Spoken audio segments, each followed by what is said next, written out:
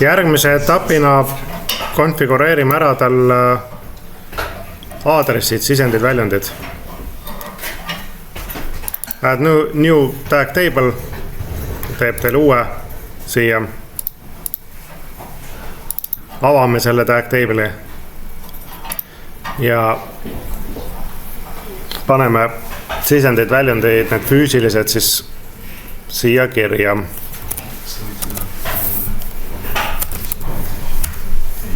Nüüd peate tähelepanu pöörama, et see nimi, mis te siia panete, see on suvaline nimi, mis te ise panete. Mina kirjutan siia lihtsalt i0.0, nii nagu see Siemensi loogika käib.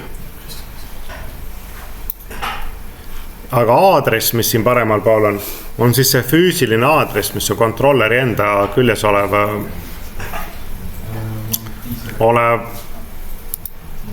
siis ütleme see sama sisend või väljund.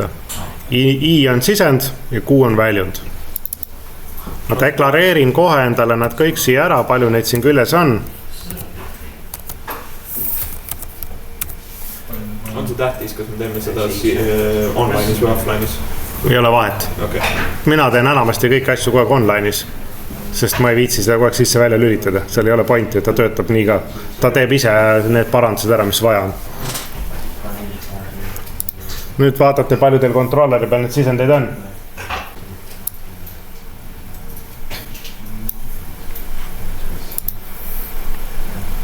Ja samamoodi deklareerin ära ka kohe kõik väljundid.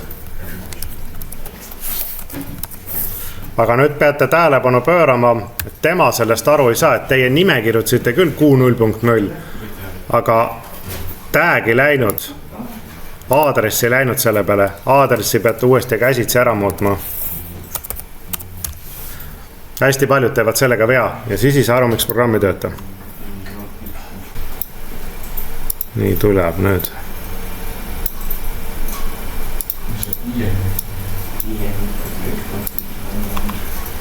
Seda peate ise vaatama, mis teil seal füüsiliselt on. Mitu tükki on väljundeid veel? Kui meil on Q0.7, palju edasi läheb? Kes oskab nüüd juba lugeda? Loogikast aru saada? Seal on Q1. Nii. Aga on neid veel või? Kuni 1.5. Kas on või? Vaatab karbi peale.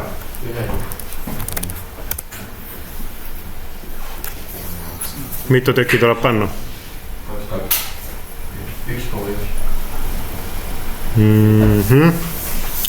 Rohkem ei ole, jah?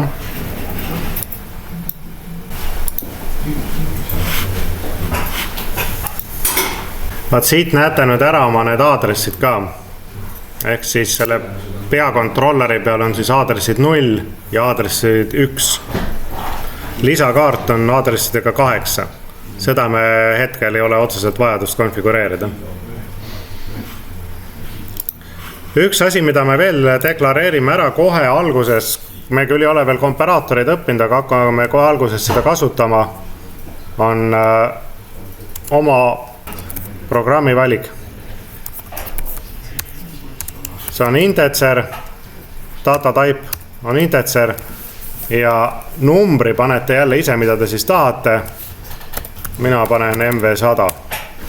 See on nüüd vajalik selle jaoks, et nagu ma ütlesin, et me teeme ühe programmi sisse, nii-öelda siis funktsiooniblokkidega ja funktsioonidega teeme mitu erinevat programmi. See number ei pea olema 100. Vaat siit tulebki nüüd mängu see, mis ma ütlesin, et kui mina oleks siia nüüd praegu tuima kirjutanud see 900 või 901, siis programm ei ütle, et ma valesti kirjutasin. Aga minu programmi valiku integer teeb sihukest tsirkust, et vähe ei ole. Nagu siin üks arvib tuleb. Jah, aga sa ei tohi lihtsalt ise oma peas pead teadma, et sa ülekatvust ei kirjuta. Eks see teha väiksem. Mis iganes 65 000 on sul neid kokku sinna kasutada. 800. Et võid mida iganes sinna kirjutada. Kus me saame vaadata on veel show all tags. Et me saame siit alt nüüd ka vaadata, et siin me näeme tegelikult nüüd need ära, näeme oma 100 ära ja näeme selle 900 ja 901 ka ära. ehk see, et kui me selle all tags'i peale vajutame, siis me näeme nagu kõiki deklareeritud tag'e. Pöörake siis tähelepanu, vaadake nüüd seda, et kui kas see võisite siia oma name'i kirjutada küll kuu, aga kas teie aadress on ka reaalselt kuu väljundite puhul või ei ole. Hästi paljud eksivad kogu aeg. Kui ma siia võin kirjutada mida iganes, tema alustab alati 0-0-ist. Okei.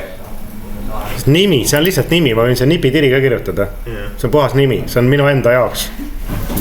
Ka põhimõtteliselt võite alustada ka outputidest, võid teha niimoodi, et sa teed neid tag table'id siia terve hunniku, inputid ja outputid paned erinevasse tag table'isse, või ei ole probleem, M-registrit paned eraldi, ei ole probleem, sa võid teha kuidas iganes tahad. Ja ma mõtlen, et nagu default lihtsalt paneb sulle kohe aadressi, paneb selle i0-0. Jaa, sest ta valib nagu selle järgi, et meil siin on esimene on 0-0 või hakkab siit minema.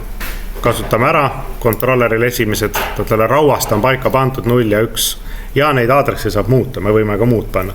Et siin on ta näiteks see lisakaardil, mis siin külje peal on ta 8, aga me võime selle öelda, et see on näiteks meil 2-3 on kasutatud, 0-1 on kasutatud, 2-3 on kasutatud, me võime siia ka 4 panna. Me saame neid muuta, aga siin pead jälle vaatama, et sa üle katvusse ei pane. Ta küll selle koha peal üldiselt ütleb, kui tal miskit ei sobi. Kui tal kattub midagi, ta paneb errorisse. Jah, ta näitab punasena või ei lase seda numbrit üldse kirjutada.